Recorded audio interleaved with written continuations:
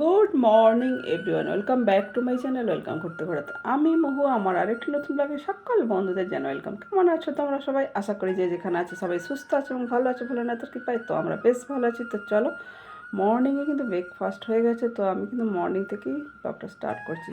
তো চলো সবাই সাথে থাকো, সঙ্গে থাকো। আই হোপ তোমাদের কাছে ব্লগটা অনেক অনেক ভালো লাগবে। চলো গাইস, আমি কিন্তু কিচেনে ঢুকে গেছি। তো আজকে আমি তোমাদের কাছে কিছু জিনিস শেয়ার করব। অ্যাকচুয়ালি এটা চাটনি করছি। অ্যাকচুয়ালি কী বলো তো, আমাদের মহিলাদের সব কিছু জেনে রাখা দরকার এবং জানাটাও উচিত প্রত্যেকটা মহিলার। নিজের স্ত্রীর সাথে কোনো অন্যায় করছেন না তো? বর্তমানে কিছু স্বামী আছে যারা শিক্ষিত হয়ে কিন্তু নিজের স্ত্রীর সাথে মানসিক অশান্তির কারণ অথবা ইন্টারনাল হ্যাপিনেস সম্পর্কে জানে না, এমনকি বোঝার চেষ্টাও করে না। সত্যি বলতে এমন অনেক স্বামী আছে যাদের যদি তারা স্ত্রী বলে যে আমি তোমার সাথে মানসিকভাবে ভালো নেই, তারা অবাক হয়ে তাকিয়ে থাকে। তখন স্বামীরা চিন্তা করে এবং স্ত্রীকে এটাও বলে যে তোমার ভরণ পোষণ সব কিছুর দায়িত্ব আমি নিচ্ছি, তাহলে তুমি কেন ভালো নেই? কথাটা হচ্ছে এখানেই। তারা এই কথাগুলো কেয়ার কিন্তু করে না। কিন্তু শুধু মেয়েরা খাওয়া পড়া আর পোশাকের জন্য কি স্বামীর সংসারে আসে? না বন্ধুরা, একদম না। একটা মেয়ে বাবার বাড়িতেও খাওয়া এবং প্রয়োজন ছাড়া থাকে না। এমনকি যে কোনো মানুষই যেখানে থাকুক না কেন, ভগবান তার কিন্তু ঠিক ব্যবস্থা করে দেয়। তাই সব কিছুর পরেও দিন শেষে অন্তত একবার নিজের স্ত্রীকে জিজ্ঞাসা করুন সে ভালো আছে কি না। সে আপনার সাথে আসলে কি চায়, আপনার সাথে সে সুখী আছে কি না। স্ত্রী আপনার নিজের তার সাথে দূরত্ব সৃষ্টি করা মানে আপনি নিজের কিন্তু ক্ষতি করছেন। আপনি আপনার স্ত্রীকে মানসিক অবস্থা বোঝার চেষ্টা করুন। নিজের স্ত্রীকে প্রেমিকার মতো করবেন না। প্রেম করার সময় ছেলে মানুষ একটা মেয়ে পছন্দ অপছন্দ যেভাবে খুঁটিয়ে বের করে, যদি স্ত্রীকে সেইভাবে স্ত্রীকে সেই সময় দিয়ে এইভাবে এত সম্পর্ক পতন হতো না। তো চলো বন্ধুরা, এটাই আমার কথা ছিল আজকের টপিক, যেটা মোটিভেশনাল। খুব প্রয়োজন আজকালকার দিনে।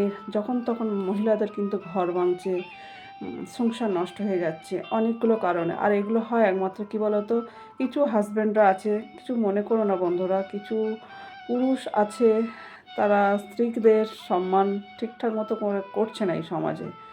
তো সেটা আগেও হতো কম, তো ইদানিং যেন বেশি হচ্ছে, যেটা আমার চোখে পড়ছে বা আমি আমার চারিপাশে সেটা দেখছি। তো সেটাই আজকে তোমাদের কাছে আমি শেয়ার করলাম এবং আশা করি অনেক বন্ধুরা এ সম্বন্ধে জানো। তাও আমি তোমাদের কাছে শেয়ার করলাম এই মোটিভেশনাল ব্যাপারটাগুলো। তোমরা কিন্তু একটু খোঁজ নিয়ে দেখবে, তোমাদেরও কিন্তু চারপাশে এরকম চলছে। তো আমি আমার চোখে আমি যতটুকু দেখেছি আমার বিভিন্ন জায়গায় বলো বা আমার চারিপাশে, সেই সব থেকেই আমি কিন্তু এই শিক্ষাটুকু আমি যেটুকু মানে তোমাদের কাছে শেয়ার করছি সেটাই আমি বলতে বাধ্য হলাম আজকে।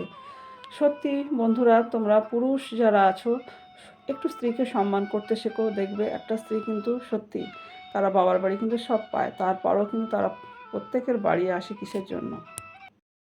তো গাইস, আমার কিন্তু রান্নাবান্না হয়ে গেছে, স্নান করে পুজো দিয়ে দিচ্ছে। আর আজকে লাঞ্চের মেনুগুলো শেয়ার করে দিচ্ছি। চিকেন কষা, বাঁধাকপি ঘন্ট, মাছের মাথা দিয়ে চাটনি, পাঁপড়, এই হচ্ছে আমাদের তো আমরা কিন্তু লাঞ্চে বসে গেছি।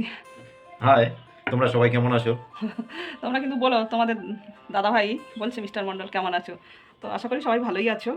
তো চলো, আমরা কিন্তু লাঞ্চে বসে গেছি। আর আমাদের মেনুগুলো তো ওই যে বাঁধাকপি দিয়ে, মাছের মাথা দিয়ে বাঁধাকপি সেম। ও মিস্টার মণ্ডল রোজ উচ্ছে সিদ্ধ খায়, গাজরটা যে দেয় না, গাজর সিদ্ধ আমরা দুজনে খাই। সালাড, পাঁপড়, চাটনি, খেজুর, আমসত্ত্ব, টমেটো, এই সব একটা চাটনি আর চিকেন। এই হচ্ছে আমাদের আজকে লাঞ্চের মেনু। চলো খাওয়া দাওয়া স্টার্ট করে দিই। আর স্যালাড তো আছেই, স্যালাড আমাদের নিত্যদিনের থাকে। চলো।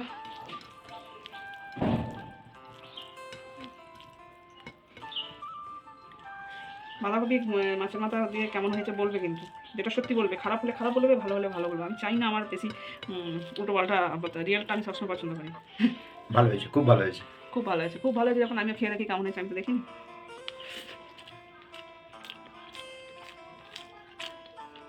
ভালো হয়েছে, খুব ভালো বলবো না, ভালো হয়েছে, খাবার যোগ্য একটু বলতে পারি।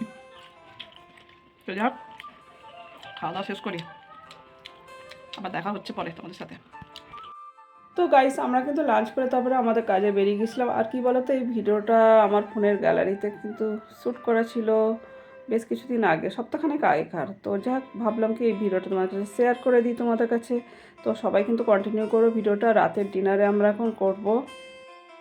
তো গাইস, আমরা কিন্তু রাতে ডিনারে বসে গেছি, আর এখন রাত্রি বেশ হয়ে গেছে, 12টা বেজে গেছে। আমরা এরকমই হয়। তো আমরা দুজনেই লাল লাল, দেখছো ম্যাচিং ম্যাচিং কিরকম। হাই, তোমরা কেমন আছো? তোমরা কেমন আছো? ঠান্ডাতে কেমন আছো জিজ্ঞেস করছি। জিজ্ঞেস করো তো, ভালো করেই বলো। বলছি বলো, তোমার বলার যদি কিছু থাকে বলো। তোমাদের ওখানে ঠান্ডা কেমন? আমাদের এখানে ঠান্ডাটা বেশি আছে। আজকে বেশি আছে একটু। তো যাক, ঠান্ডাটা একটু বেশি আজকে পড়েছে একটু। তো এই জন্য দুজনে লাল লাল ম্যাচিং ম্যাচিং পড়েছি। কেমন লাগছে দেখো দুজনকে। অ্যাকচুয়ালি আমি লাইভ থেকে উঠে আর এই ডিনারে বসেছি। কিছু কাজ ছিল, কাজটা অবশ্য করেছি আগে কিছুক্ষণ, অল্প একটুখানি করে, আর এই ডিনারে বসেছি। আর ডিনারে মেনু হচ্ছে পরোটা আর চিকেন সেম। আর শশা আজকে কাটা হয়নি, রাত্রি হয়ে গেছে অনেকটা, আর শশা কাটিনি। চলো আমরা কিন্তু ডিনার স্টার্ট করে দিলাম। চলো খেয়ে নি। শুরু করলাম। হ্যাঁ, শুরু করো।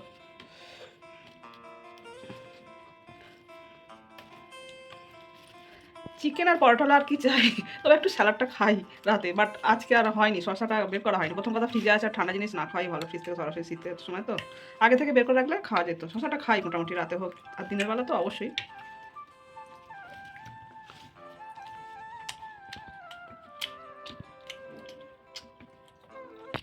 চিকেনটা কষা কষাই করি, মানে গ্রেভিটা হালকা রাখি।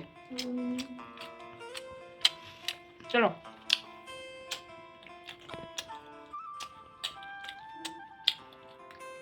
খাওয়া দাওয়া শেষ করি। তো গাইস, আমাদের কিন্তু ডিনার কমপ্লিট হয়ে গেছে। Dinner complete. আর কি করবো, রাত্রিতে এবার খাওয়া দাওয়া হয়ে আজকে শুয়ে পড়বো। আজকে আর বেশি রাত্রি জাগবো না, ইচ্ছে তো আছে, তবে হ্যাঁ একটু দেরিতেই শুলেই ঘুম আসে না, যেহেতু রাত জায়গায় একটা অভ্যেস আছে না। যাক, ভিডিওটা টানছি না, ভিডিওটা আজকের মতো এখানে এন্ড করছি। আর আমার ভিডিও যদি তোমাদের কাছে ভালো লেগে থাকে, প্লিজ একটা লাইক কমেন্ট করো অ্যান্ড শেয়ার সাবস্ক্রাইব করে পাশে থেকে বন্ধু হয়ে যে যেখানে আছে সবাই সুস্থ থেকো, ভালো থেকো, ভালো রাতের কি পাই, love you all, take care, tata, good night. পরবর্তীতে দেখা হচ্ছে নেক্সট ভিডিওতে।